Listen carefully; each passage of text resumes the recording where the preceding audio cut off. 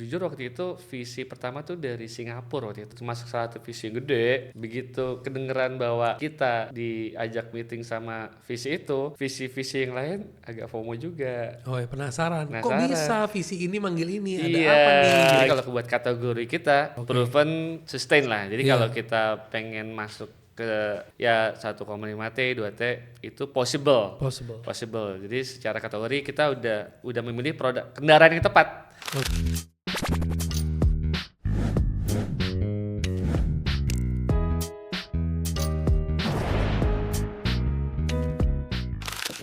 Bro, seru banget nih kalau gua mau nanya sama lo, journey lu pitching investor. Oke. Ya kan, jadi pertanyaan gua pertama adalah sebelum lu mulai nge-pitch, lu kan udah mapping nih. Waktu gua udah punya 3 cabang, gua kalau mau ke investor nggak sembarangan, gua nggak bakal dilirik nih. Gua harus jadi something nih. Dari situ kan lu udah mulai bikin pitch deck, lu udah ngajakin friends and family, sampai lu bikin kurang lebih 90 cabang ya. Yes. Right? Betul. Nah di situ total omset lo berarti bisa disimpelkan 300 juta kali 90. Simpulkan. Sebenarnya kan nggak semuanya 300 juta ya setiap cabang. Kalau begitu ambil flatnya aja lah. Flatnya misalnya 150 kali 90 gitu. Gue bukain deh, waktu itu investor masuk pas omset kita 150 atau 170 M setahun. Setahun, oke. Gitu. Bagus. Nah itu udah bagus tuh ya kan. Nah dari situ lo journey lo mulai. Now you can share me your journey. Dari 170 M. Betul. And then, kan tadi tuh investornya yang kita tuju sebenarnya bukan investor friends and family ya, karena kan itu boleh bilang itu cuma bridge doang. Ya bridge doang. Karena kita tahu nggak mungkin kita tumbuh dengan investor yang banyak. Misalkan kita mau buka 2000 toko, tapi tiap toko ada investornya, berarti kita punya 2000 investor. Menurut gue sih itu kebayang ribetnya dan nggak mungkin lah gitu kan. Waktu lu akan habis ngeladenin 2000 investor itu sih menurut gue. Jadi makanya kita pilih kita nyari the real investor, bukan investor ibu rumah tangga atau karyawan punya spare money gitu kan. Nah jadi the real investor menurut kita either VC atau PE dan kita tahu PE pun ketika masuk nggak mungkin yang ketika kecil karena PE itu tiket size-nya gede. PE itu karena dia udah main di level acceleration. Gitu. PE itu biasanya minimal yang kita tahu tiket size $10 juta lah. Tapi mostly sih 20 juta mostly. Dan mereka juga biasanya majority kalau PE dan itu bukan something yang kita pengen karena kalau kita tetap stay in the business ya, karena yang mau kita lakuin kan bangun brand yang menginspirasi. Jadi bukan bangun brand lalu kita exit money. Makanya kita pilih yang bisa masuk minority aja gitu kan. Nah itu gamenya VC tuh. VC kan bisa masuk dari mulai ya 100.000 pun bisa masuk gitu kan. Bahkan 50.000 bisa masuk kan. Nah kita pilih gamenya VC nih gitu kan. Caranya gimana? Mungkin kalau beberapa orang mungkin kita tadi tuh nyiapin deck lalu pitching dan lain-lain. Kalau kita mendingan kita mempercantik diri dulu aja bro, biar nanti kita yang dilamar. Lo konsepnya gitu. Karena become better, become bold, become amazing ya. Karena kita nanya-nanya kan ke beberapa teman yang di industri itu ya. Lu kalau ada email orang mau pitching atau ngirimin deck itu, emang lu panggil? Kagak gitu kan. Jadi mereka juga biasanya cuma manggil either dapat rekomendasi dari another visi lainnya atau benar-benar ngelihat ada suatu industri yang atau suatu brand yang melesatnya luar biasa lah di media dan lain-lain gitu kan. Dan itu yang kita lakuin. Jadi antara media darling atau ordal. Betul. Nah, betul. Jadi too good to be true kalau visi itu ngelihat deck dari email sih. Ya sorry to say gitu, tapi that's the truth gitu kan. That's the harsh truth. Yes. Jadi akhirnya kita fokus buat grow kita. Makanya gue bilang kita waktu itu achieve sampai 150 atau 170 gue lupa. Nah kan data kita ya gue nggak tahu, itu pasti bocor lah. Gue nggak ngerti bisa dari online delivery, bisa dari POS yang kita pakai, nah atau liputan kita di media dan lain gitu kan. Jadi sebenarnya kita waktu itu visi duluan yang email kita, yang ngetok pintu kita, bukan kita gitu kan. Jadi kalau ditanya kita udah nyiapin deck atau ya, apa segala, belum, jujur karena belum. Jadi waktu itu karena kita cuma fokus mempercantik diri untuk dipinang, kayak gitu. Akhirnya begitu dapat email, dapat itu, jujur waktu itu visi pertama tuh dari Singapura waktu itu yang minta, gitu kan. Waktu itu ya belum siap sama sekali. Pertama kali meeting sama investor pasti gagap lah ya. Kita nggak tahu apa yang dia mau, apa segala. Walaupun mereka datang kita gagal lah waktu itu.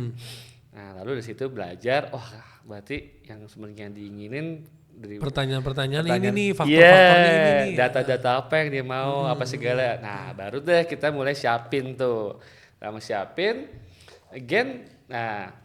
kan waktu itu visi yang dari Singapura itu termasuk salah satu visi yang gede. Begitu kedengeran bahwa kita diajak meeting sama visi itu, visi-visi yang lain agak FOMO juga. Penasaran. Kok bisa visi ini manggil ini? Ada apa nih? Gitu. Akhirnya satu persatu datang, kita ajak meeting bla bla bla, sampai akhirnya ada yang cocok. Gitu. So the first round you got how much? $2 juta.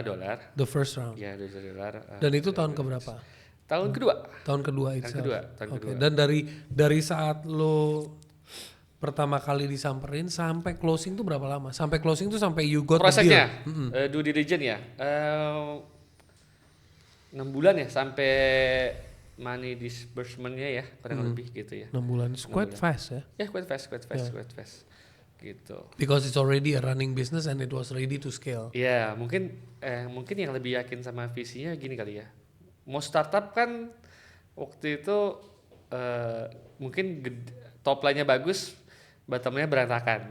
Karena waktu itu pikirnya growth dan lain-lain. Tapi kita berhasil ngebuktiin kita nggak cuma growth, tapi bottom line kita positif. Gitu. Jadi buat si visi ini dia merasa ya homework lo udah lo kerjain. Yes, gitu. Jadi mungkin ya merasa lebih safe kali ya. Iya, walaupun sebenarnya visi gambling juga sebenarnya, tapi kita udah ngebuktiin bahwa kita nggak cuma bisa tumbuh di top line kok, di bottom line-nya juga kita udah sebutin EBITDA kita positif. Gitu. And then when was the next round? Next round-nya itu kan 2022 ya, butuh waktu 2 tahun gitu kan. Again, karena House ini lucu juga nih, karena mau startup kadang-kadang fundraising tuh buat ngidupin perusahaannya, karena OPEX-nya masih EBITDA-nya masih negatif gitu kan. Jadi fundraising buat biayain OPEX mostly gitu kan. Nah kalau kita alhamdulillahnya sebenarnya karena bottom line kita udah positif, jadi kita fundraising tuh nggak satu urgensi gitu. Jadi kita mau fundraising, mau ketemu investor yang tepat, kita punya bargaining power. Tanpa lo, gue masih bisa tumbuh organik, tapi mungkin nggak secepat kalau pakai duit lo gitu. Jadi maju mundurnya di situ, makanya butuh waktu lama 2 tahun. Kayak sekarang Sekarang ini sebenarnya kita kemarin baru dapat tawaran ya waktu itu. Cukup besar uangnya gitu kan. Tapi deal yang diminta nggak sesuai sama maunya kita gitu. Lumayan gede, $10 juta gitu kan. Tapi gue bisa, gue nggak mau ambil deal itu gitu. Karena menurut gue nggak bagus buat gue. Nah, gue punya privilege itu karena bottom line gue positif, gue masih bisa organik gitu kan. Mungkin beda sama startup lain yang sekarang kan lagi susah ya, lagi boleh bilang winter dan lain-lain. Ya udahlah, turunin valuasi gue ambil, yang penting startup gue masih bisa hidup gitu kan. Karena emang zaman sekarang lagi susah nyari duit. Ya mau startup mungkin ngambil gitu, tapi kalau kita ya nggak usah, kita organik aja, atau nanti sampai kita IPO mungkin kita masih bisa ngomongin ke stakeholder yang lain, kita masih bisa growth 30-40% setahun. Which is very good. Very good. Iya. Iya, di zaman sekarang gitu kan. Iya. Zaman sekarang semua orang back to fundamental kan. Iya, back to Zaman sekarang sih menurut gua ada visi yang minta growth lo 300% setahun, menurut gua sih impossible lah gitu Iya, kan. Nah, jadi sekarang zamannya udah agak berubah gitu kan. Dan selama kita bisa buktiin itu menurut gua we don't need any fundraising sih. Oke. Jadi sekarang house itu kalau secara valuasi berapa? So evaluasi 60 juta lah. 60 juta dolar. 60 juta dolar. Oke, and then the 2022 waktu lo closing lagi, lo closing journey gitu. lo. Kayaknya yang itu gua nggak bisa ngomong tuh kalau. Oh belum Kalau ya? yang itu. Belum ya? Masih off the record dulu ya. Oke. Ya udah.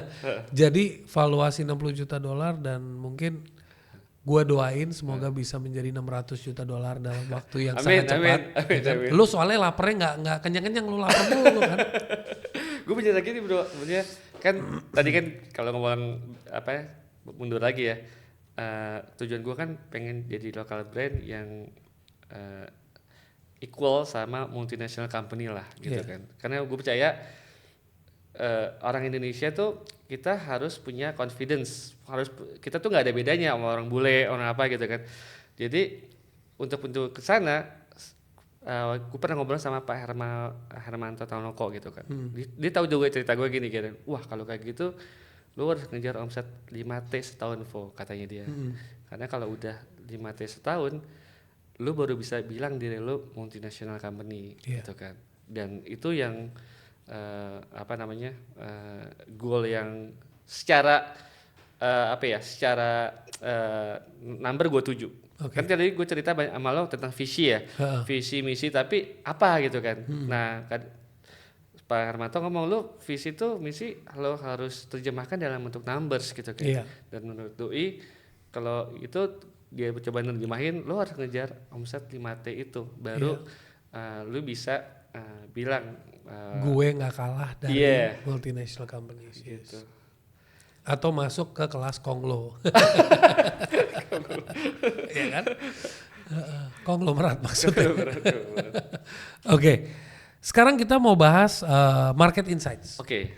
Jadi menurut lo industri F&B specifically in Indonesia itu is a FOMO industry or is a always uprising industry or is a very up and down fluctuative like crypto industry?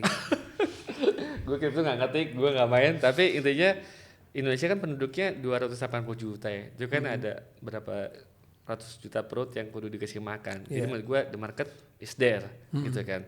Dan beberapa kategori produk memang tren. Tapi beberapa kategori itu udah jadi, maksudnya udah stable, udah sustain. Gitu gue bilang tadi. Paling gede pasti market share kalau dalam resto ya. Emang F&B Indonesia itu market share-nya yang kita tahu 500 triliun setahun. Gitu. 500 triliun di F&B? Iya, 500 triliun. Tapi itu nyampur ya. Ada resto, ada FMCG, ada makanan pasar, RTD dan lain-lain. Tapi untuk kayak yang di kita kan masuknya kategori resto and cafe ya. Itu paling gede di ayam goreng. Ya, KFC itu pas COVID ya 5,4T kalau mereka kan udah IPO kan bisa kelihatan tuh ya. Tapi sebelum COVID mereka bisa pernah nyentuh 7T lah. McDonald 4,5T gitu kan. Lalu lainnya ada Pizza Hut, ada Starbucks, ada Hoka Bento, rata-rata 3T sampai 2,5T gitu kan. Nah ternyata buat kategori kita udah masuk tuh dalam top 10 si Chatime. Chatime bisa achieve 1,4T lah gitu. Jadi kalau buat kategori kita itu sebenarnya udah itu benchmarknya ya. Benchmarknya. Proven sustain lah. Jadi kalau kita pengen masuk ke angka itu ya 1,5T, 2T itu possible. Jadi secara kategori kita udah memilih produk kendaraan yang tepat. Kendaraan tepat yang kita pilih, tinggal gimana manajemen lo bisa achieve that kind of numbers gitu. Nah, tapi untuk beberapa kategori yang masih, kalau produk lifestyle kan kebaginya itu tadi trend, habit, culture. Contohnya misalkan paling gampang es kepal Milo deh. Iya. Tuh 2018 sempet tren kan? Tren. Dari Sabang sampai Merauke orang jualan es kepal Milo. Wah, gitu. gila. Tapi again 3 bulan 6 bulan gone. Gone. Iya. These are all shooting stars, bukan Yes, rising stars. Betul. Karena itu masih dalam si life cycle-nya masih trending. Iya. Orang beli cuma buat coba ngilangin penasaran, belum jadi habit, jadi culture gitu. Iya. Tapi kalau yang udah jadi habit atau culture, lu udah tahu secara frekuensi dia beli produk lo tuh sebulan berapa kali. Nah kita track terus tuh mas. Tahun ini konsumen house misalkan berapa persen yang beli 2 sampai 3 kali seminggu, berapa persen yang beli 2 sampai 3 kali sebulan. Nah itu kita track terus gitu kan. Nah sampai kalau di China yang kita punya datanya rata-rata mereka beli ginian tuh 8 kali sebulan. Nah itu karena udah jadi udah apa ya? Udah jadi habit, Iya. lifestyle. Yes. Culture. And culture. Iya culture. Bahkan kemarin gue baru dari Melbourne minggu lalu. Gue tinggalin Melbourne. Melbourne tuh coffee culture-nya gila loh. Nah kemarin gue dari situ gak cuma coffee culture yang gila, ginian. Gue kaget. Ginian. Gue kaget. Maksudnya gini. Iya. Gue tinggalin Melbourne. Gue agak kaget sih. Iya. Gue juga kaget. Karena knowing Melbourne is so famous, everybody in the morning is like coffee kan. Iya. Iya. Tapi mungkin Melbourne juga kan international city ya. Iya. Apalagi kalau di city-nya itu banyak international student juga kan. Yes. Dan mostly international student kan from Asia kan. Iya. Nah itu yang bikin tiap jalan di city itu ada kedai boba gitu kan, dari Haiti, Coco, Sherty dan lain. Gue tinggal di Melbourne sebelum 2010 kagak ada gituan. Kemarin gue lihat gila, gue pikir nyata ya bukan cuma di Asia doang nih gitu kan. Di Western countries juga kan Australia masih mulai, juga iya. Westernnya. Lebih ke British Western. Iya. Gitu. Ini udah jadi global culture sih menurut gue. Iya. Gitu. Jadi makanya di Indonesia walaupun brandnya datang dan pergi, ada ya kayak kemarin ada Mixu dan lain-lain kan.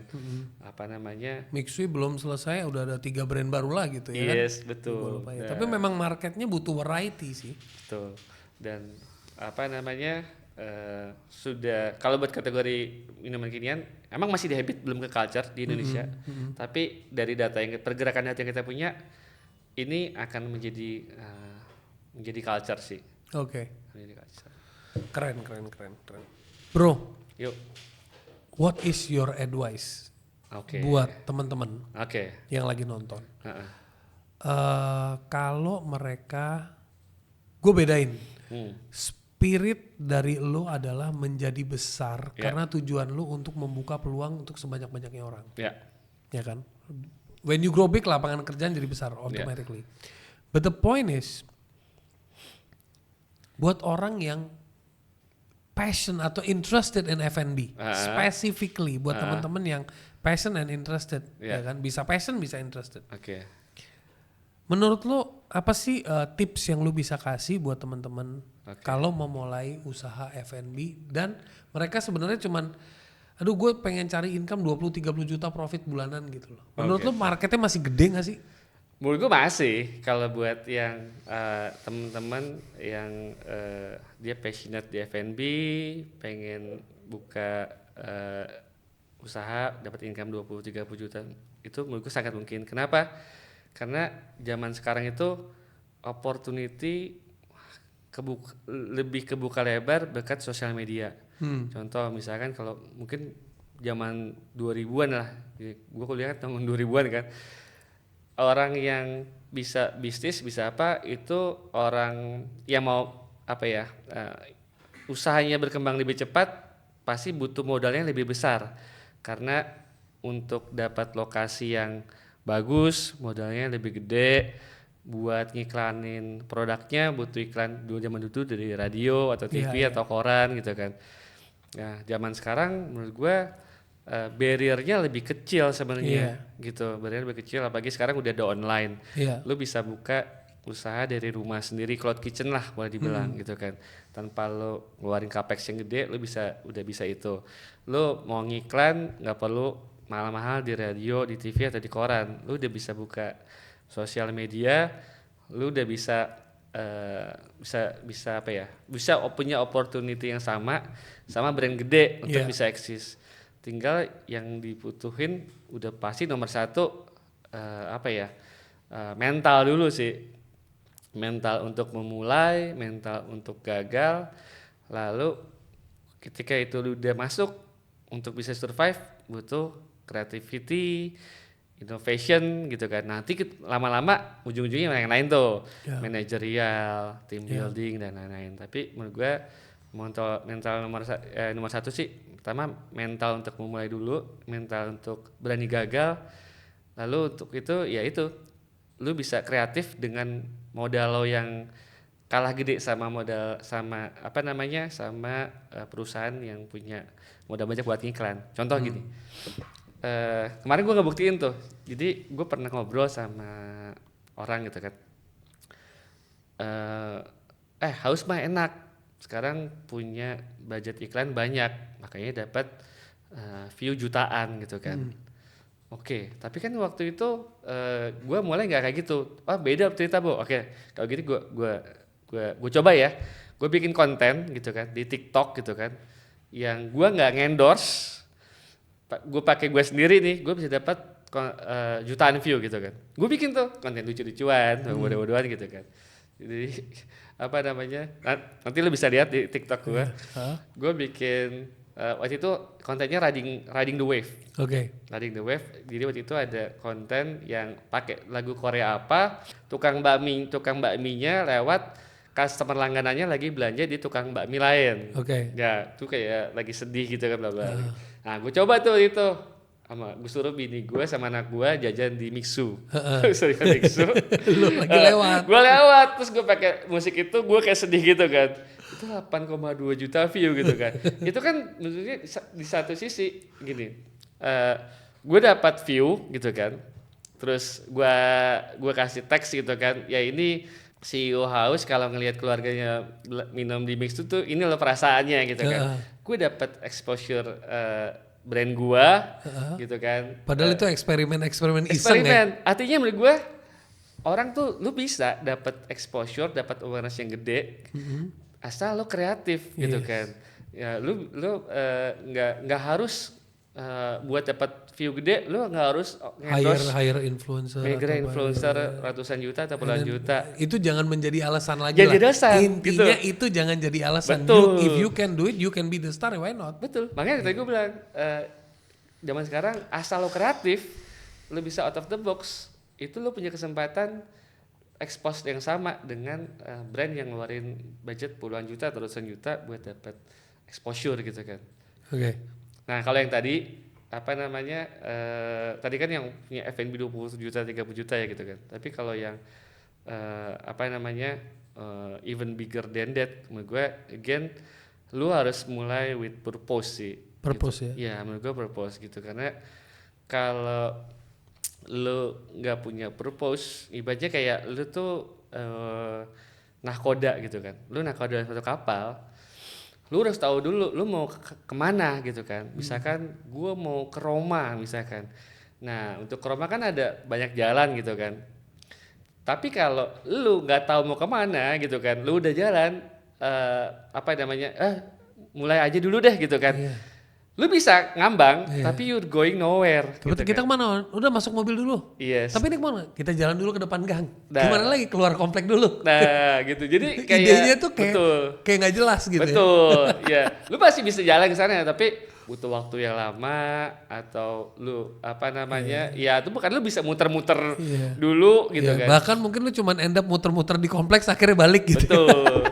Jadi you have to came up with purpose. Dari purpose itu baru lu terjemahin ke dalam numbers, ke dalam timeline, lalu baru tuh untuk menuju ini gue butuh apa gitu kan. Nah itu itu menurut gue sih yang paling ideal itu seperti itu. Yang paling ideal. Nah, untuk menuju itu ya lu harus banyak belajarnya kalau menurut gue sih paling mudah, kalau paling mudah ya biar nggak mentok, mentor sih. Nah, mentor yang udah pernah menuju ke situ. Jadi ketika dia bisa nunjukin lu jalannya ke sono. Yes, gitu kan, biar lu nggak ngulang kesalahan yang sama yang pernah dia lakuin, gitu. Betul. Tapi kadang-kadang bro, walaupun begitu ada aja orang yang udah dibilangin nih gitu kan, bebel bro, ngeyel. Makanya tadi gue bilang kadang-kadang tuh pembelajaran yang paling nyata itu adalah dari kegagalan. Ibaratnya kalau mentor lu kasih tahu, bro atau bro itu ada lobang gitu kan, karena dia belum pernah merasakan sakitnya jatuh ke lobang, dia nggak take it seriously gitu kan. Akhirnya begitu dia jeblos gitu, anjir sakit bener juga ya. Tapi dari itu dia bounce back, dia learn something gitu. Jadi menurut gua nggak ada salahnya juga belajar dari kegagalan, tapi sayang aja kalau udah ada orang yang ngasih tahu lo jangan ke situ, lo masih lakuin juga, ya sayang aja sih, buang-buang waktu aja gitu. Last but not least, prinsip seorang Gufron Syarif as an entrepreneur. What is your top 2 or 3 principles that you hold on? Oke, prinsip ya? Not as individual but as an entrepreneur. As an entrepreneur, kalau menurut gue, lu harus punya goals dalam, lu harus punya purpose atau goals dalam hidup lo gitu. Tiap orang itu pasti punya purpose atau goals beda-beda gitu kan, karena ya tiap individu gak sama gitu. Dan ketika lo udah tahu itu purpose atau goal lo, whatever it takes, you have to pursue itu sih gitu. Karena menurut gue dengan cara itu lo baru bisa merasakan menjadi manusia seutuhnya. You live with a mission gitu kan. Jadi bukan lo live in somebody else shoes atau apa gitu. Nah gue sih itu yang paling pertama. Karena ketika lo udah punya itu, lo mau gagal berapa kali, mau apa berapa kali, you will come back again.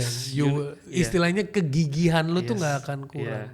You will never give up gitu kan. Mungkin kalau rapper 50 Cent pernah ngomong kalimat get rich or die trying. Kalau gue tuh keren sih, menurut gue tuh keren. Jadi kadang-kadang ya dalam entrepreneurship menurut gue failure itu makanan sehari-hari. Jadinya gue pikir lu cannot avoid that gitu. Tapi kalau lu nggak punya mentality itu, ya you will easily give up ya. Gitu. Itu satu purpose. Nomor 2, ketika lu pengen mencapai mimpi yang besar gitu kan, kadang-kadang you have to share your dream with others menurut gue. Karena untuk mencapai mimpi besar itu kadang-kadang you cannot do it by yourself gitu kan. You have to share it with team yang believe with sama misi visi lo gitu kan. Dan yang paling penting adalah orang-orang ini itu kalau, makanya gue sekarang ini mulai berani ceritain purpose gue sebenarnya gitu kan ke teman-teman, ke tim gue gitu. Karena gue pengen mereka juga ketika mereka ikut gue atau bekerja bareng gue gitu, mereka tahu bahwa ini mau ngapain. Kuncinya sebenarnya dengan menceritakan itu menyelaraskan spirit. Synchronizing gitu kan. Jadi ibaratnya misalkan di perusahaan ini gue nakodanya misalkan. Jadi sekarang gue mulai pelan-pelan mulai ngasih tahu ke mereka. Mungkin kalau sebelum-sebelumnya gue cuma ngomongin angka gitu-gitu, something yang mereka mengerti gitu kan. Tapi sekarang gue mulai ngutarain pelan-pelan tujuan gue gitu hal kan. yang lebih abstrak. Gitu kan. Ketika baru mulai gue omongin kagak ada yang mudeng bro. Lu gitu. apaan sih lu gila ya? Gue inget banget waktu itu meeting haus ya sama co-founder lain kan, itu cuma di warung kopi pinggir jalan. Tongji lah waktu itu ada Tongji, kita ngomong.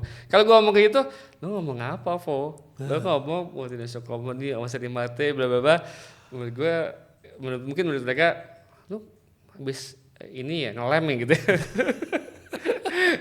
Tapi sekarang again apa ya? Ya kalau gue boleh open dikit, maksudnya last year kita achieve 350M lah gitu kan. Tahun ini kita ngejar 500M. Something yang untuk menuju 5T itu masih jauh. Tapi it's there, the road is showing. The rate is showing gitu kan. Jadi something yang mungkin kalau gua awal pertama kali ngomong ke tim atau ke partner gua omset puluhan M kita kejar ini, ya angkanya belum kelihatan, lu ngayal lah gitu kan. Tapi sekarang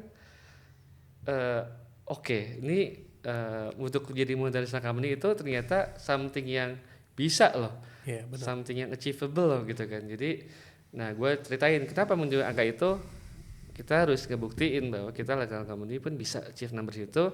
Kalau kita bisa, yang lain juga bisa gitu kan. So we have to tell the story supaya yang lain pun ngikutin path kita.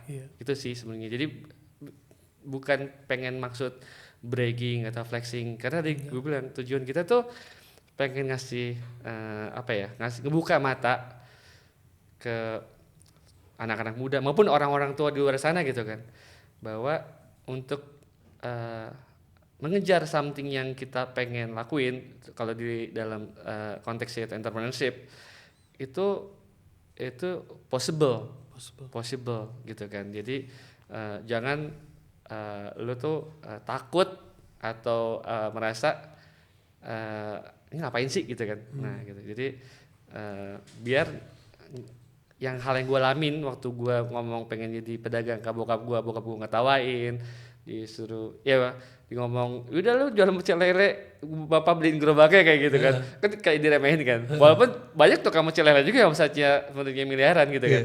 Tapi biar nanti orang tua di luar sana tuh bahwa oh iya bener.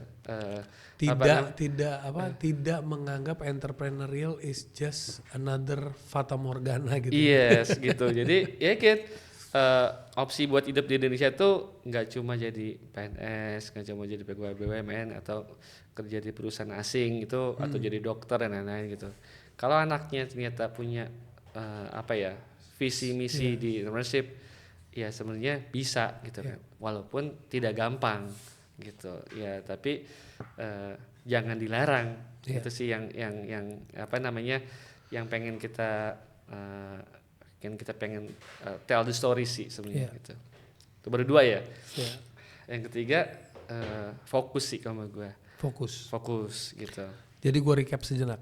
Purpose, share your dream, the last is focus. Now you can share. Iya, karena banyak kadang-kadang teman-teman UMKM, kan gue juga mulai dari UMKM ya, dari omset jutaan sampai puluhan juta dan lain-lain gitu kan.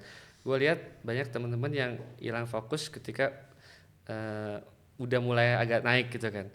Baik hilang fokus coba bisnis lain yang beda industri, atau dia greedy. Iya, misalkan dia jago nih dijualin keripik misalkan.